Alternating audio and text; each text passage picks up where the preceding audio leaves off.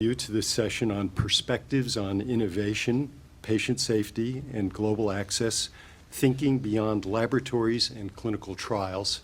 I'm very excited about this topic and mostly excited about the very distinguished panel that is joining me here.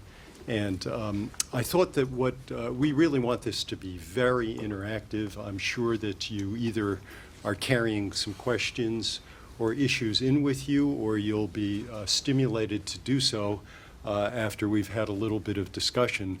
So I haven't asked any of the panelists to prepare statements. I thought it would just be more interesting to hear a little bit about who they are, and then I would open with a round of one question for each of them on different topics because they have different expertise, and then hopefully at that point all of you will jump in, or I'll be forced to ask a second round of questions and so on. So let me, before telling you a little bit about the kinds of themes that I want to touch upon, just introduce myself, then talk about the themes, and then introduce our other speakers. So my name is Michael Rosenblatt, and I'm the Chief Medical Officer at Merck.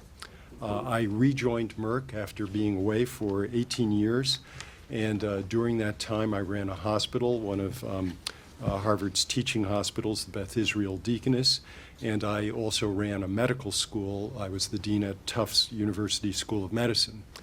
And throughout my career I've been involved in patient care and scientific discovery and the training of young physicians.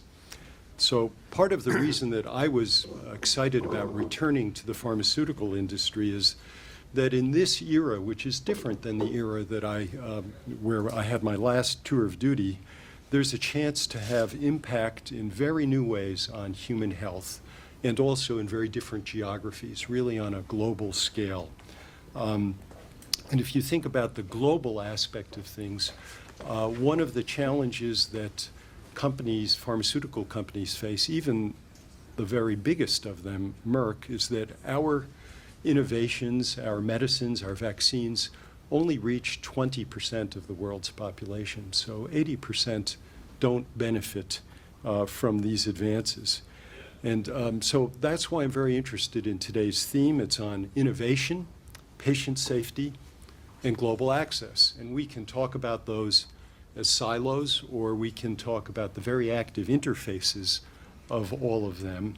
And I thought I'd kind of kick off our thinking on that by at least describing how this physician thinks about some of these themes. We are seeing a greater and greater emphasis on global health and changes in the way that physicians think about it. And I say this begins with the question that physicians might ask themselves of who is the patient. And when I trained, there was a very clear answer. The patient was the person in the room with you, in your room or on your examining table, but that's no longer the case. More and more we also think about the community that we are serving, and we think about populations of people, often populations that are in distant geographies. And interestingly, in our company, when I think back to George Merck, in 1950, he said something very prescient. He said to the pharmaceutical industry, so this is more than 60 years ago, when the worldview for a pharmaceutical company was probably the United States and Europe and maybe Japan. He said, how can we bring the best of medicine to each and every person? We fall into gross error with fatal consequence unless we find the answer. So that's a very important question that I hope we will touch on during the course of the panel discussion. Patient safety is also an element of our panel discussion, and it's top of the mind, I think, for everyone, especially patients in the US. We're all interested in serving the best interests of patients. So have we and the FDA adequately communicated the concept of benefit and risk to patients? Do patients understand that all drugs have side effects? I will tell you personally, in a way, I've almost stopped talking about benefit risk because I think that picture that you have is that, gee, if you take this drug, there's something good about it. And usually you're taking a drug for a disease, and a disease has adverse experiences, it has risks. So I tend more and more to talk about the risk of the disease versus the risk of a medication. And unless the balance of that is right, you shouldn't be taking the medicine. And then the third element of what we're going to talk about is innovation. And I think unhappily for the pharmaceutical industry and to some extent for the biotech industry, the last decade is one in which productivity has not been what people had hoped for. From 1998 through 2008, the biopharmaceutical industry spent sort of doubled the amount of money that it spent on R&D, but the numbers of new entities fell by a third. Meanwhile, generics, which in a way are the products of the previous decade's innovation, have penetrated to a point of 70 to 80% of prescriptions in the United States are for generic drugs. I personally think this is a good thing because it increases access, but it sets up very low-cost competition that new innovation needs to face. And so in innovation, I think it's not only the pharma industry, but we need to innovate in every aspect of healthcare, in extracting value, extracting cost, minimizing cost, and bringing value to patients in our cost structure. And if we think about that globally, it means a lot of collaboration between the commercial sector and NGOs, not-for-profits, and for governments. So those are some of my opening thoughts that I hope we'll have a chance to revisit. And now I'd like to introduce to you the members of the panel. And I'll begin to my right is Peter Loftus. He's a noted global news reporter who covers the biotech and pharmaceutical industry for Dow Jones Newswires, and he's a steady contributor to the Wall Street Journal. I'm sure many of you have read his articles. During the last 6 years on the industry beat, Peter's broken news and authored fast-moving updates on topics from new study findings to FDA decisions to mega mergers. He previously covered the information technology beat, reporting on issues from venture capital to new innovations. And when there's breaking news, you can expect to see Peter Loftus's byline. He's a good writer, too. Writer, too, yes, we agree. All the way to my right is Stephen Nissen. Dr. Stephen Nissen is the leading voice on the subject of patient safety.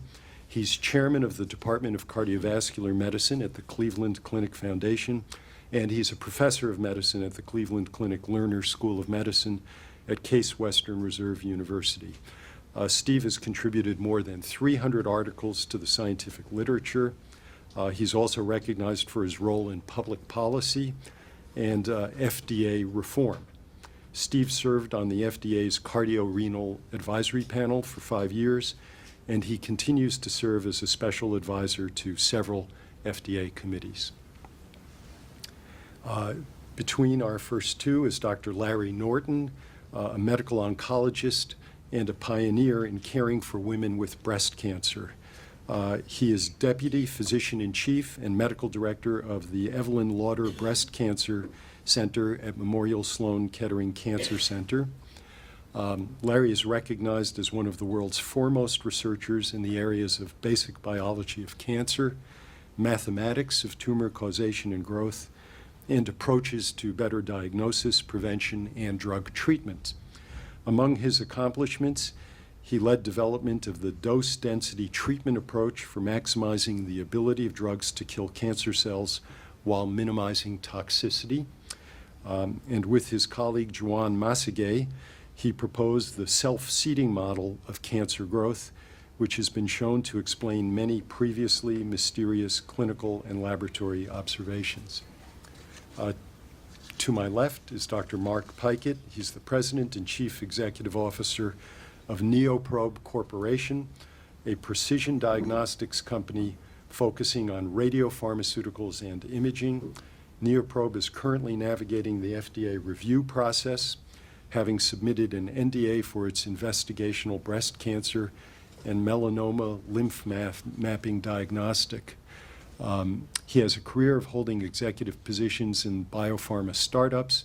He was previously the CEO of Telaris Advisors, a drug development company serving the biotech industry. Mark has also served as adjunct lecturer in cancer biology at Harvard University School of Public Health. And finally, all the way to my left, is Dr. Kevin Tabb, who's the Chief Medical Officer of Stanford Hospital and Clinics, and he will soon become the CEO of Harvard's Beth Israel Deaconess Medical Center in Boston in mid-October. Kevin joined Stanford in 2005 as the Chief Quality and Medical Information Officer, and he was appointed Vice President of Medical Affairs in 2008. He was previously President of Clinical Data Services for GE, Healthcare Information Technologies, and was editorial board member of the American Journal of Medical Quality and Biotechnology Healthcare. Kevin is known as a leading driver in applying technology to guide safe, high-quality medical practice. So you can see why I'm so excited about the panelists and what they will bring to some of these issues.